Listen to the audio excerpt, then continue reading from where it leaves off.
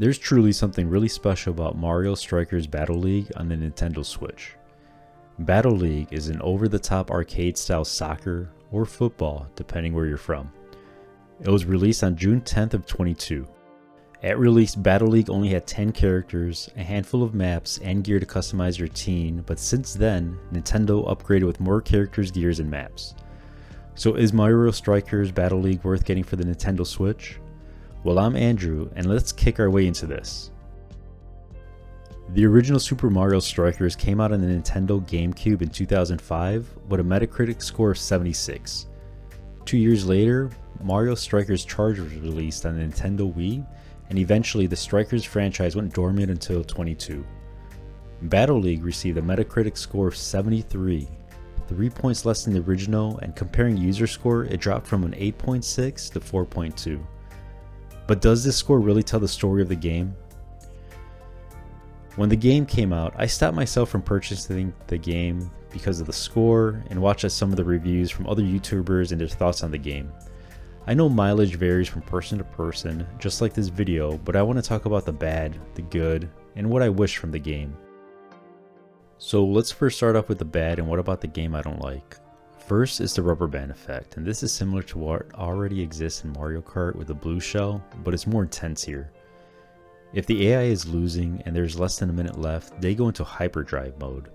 This can be frustrating, especially after dominating the majority of the game only to lose to the sudden spike in difficulty.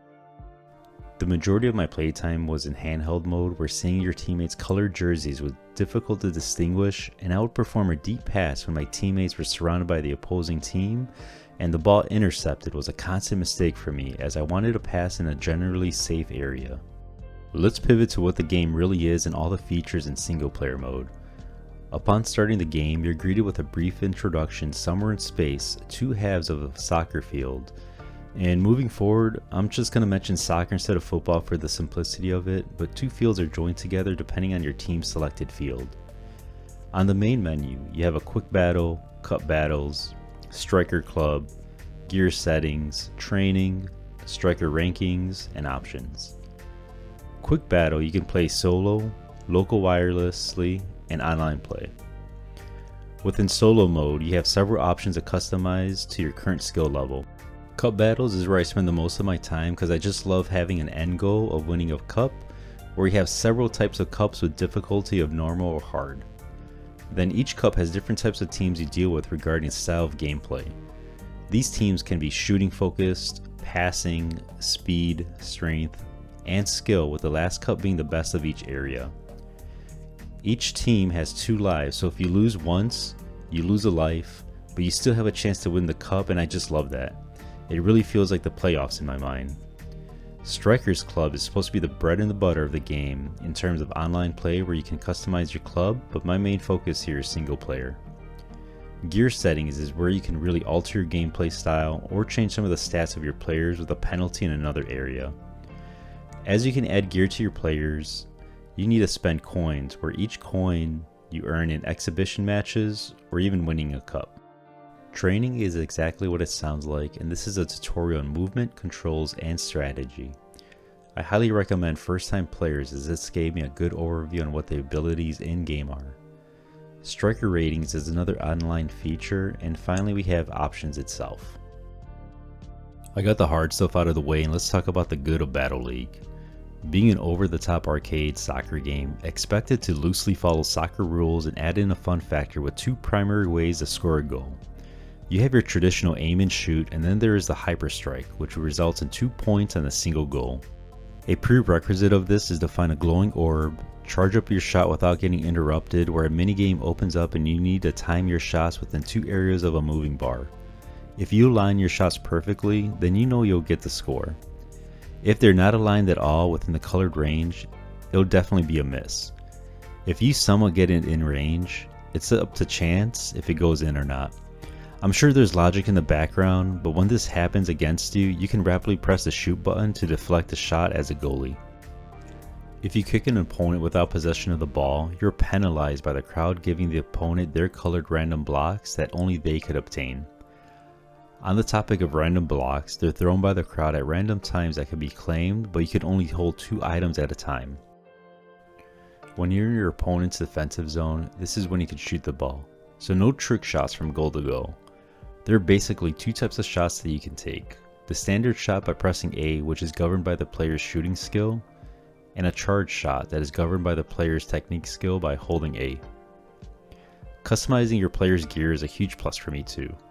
I like knowing I can change their stats based off of the gear equipped, where I can make them better in one area and sacrifice another, which is based on my playstyle or the anticipation of the type of player I will face.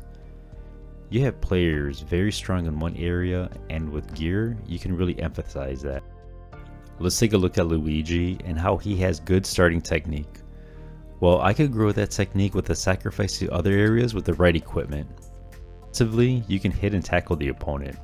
There's no real penalty other than what I mentioned earlier, and this can be a strategy when you're losing any possession of the ball ASAP. I love the feel of how the player moves, shooting, and how the whole system works.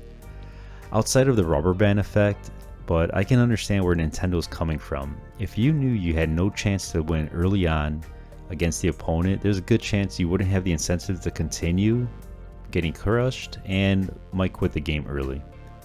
This way, the game really is trying to incentivize the player and keeping players engaged. I do wish the menu was a little more robust to perhaps control opponents' aggression and even what type of opponent you want to play, especially in the quick battles. In the cup battle, I don't expect this to change, but quick battle should give the player this type of freedom. When you purchase multiple pieces of gear, it would be nice to have some sort of presets, because when you're selecting your team, you only have the option to select a player to have no gear or the gear they equipped from the gear setting. Finally, regarding gear, have an overview of what is equipped when selecting players. I would have loved the ability to select and change team formations. If I really want to play aggressively, perhaps have 3 forwards and 1 defensive person, or very defensively with 1 forward and 3 defensive people. As it stands today, it is 1 forward, 1 defense, and 2 wing people. Lastly, since I've been playing undocked, seeing the player's jersey colors was sometimes challenging. It would be awesome to have an option to give you all your players your team colors ring around them, or make it easier to tell that they belong to you, because so many times I would pass the ball in a very questionable spot when my teammates were swarmed by the opponents and get the ball intercepted. After all of this, do I think the game is worth it? If you enjoy over-the-top arcade-style sport games, then I would say absolutely yes. I'm just surprised on how many people focus on how little playable characters there is, gears, maps, and so forth, that they totally miss the core of the game, which is arcade soccer, or arcade football depending on your region. Alright guys, I hope you have a wonderful day, and I'll catch you in the next video.